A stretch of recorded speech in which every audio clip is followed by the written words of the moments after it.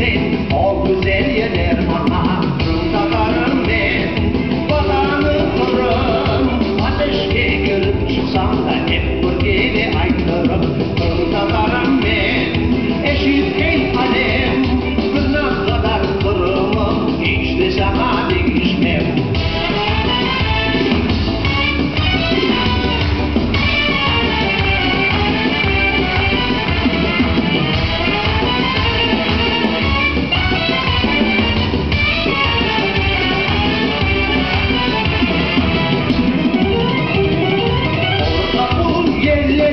Kanatım benim, Çakır'da Karadeniz, güç ve takatım benim. Halkımın beşiği bu yeşil ada, bana ait ki ondan güzel yer var mı eken dünyada. Kırım Tatarım ben, vatanı korum. Ateşte görüp çıksam da hep ülkene aykırım. Kırım Tatarım ben, eşit ey alem. Tırnak kadar kırımım, hiç de sana değişmem.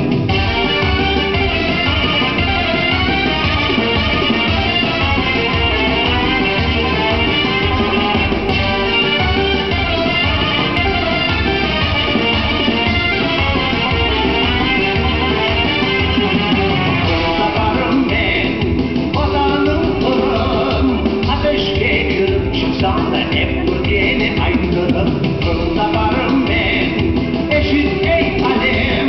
Tırnak kadar kırımım, hiç de sana değişmem.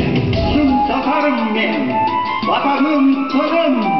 Ateşke görüp çıksam da hep ülkene aykırım. Kırım Tatarım ben, eşit ey alem. Tırnak kadar kırımım, hiç de sana değişmem. Kırım Tatarım ben.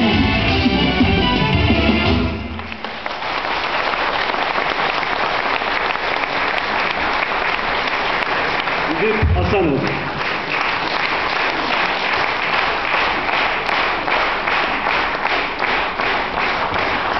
Aziz dostlar, ben şimdi sözünü vermeyi isterim. Kırım Tatar folklor ansamblimizin müzika rehberine ve bizim belli sanatçılarımızga, Alim Bey Osmanov'a, İbrahim İpekçiyev'ge, Yusuf Süleyman'a, Rifat Mehmetov'a ve genç kemaliyecimizge, Elmar kardeşimizge. Söz size. Şevket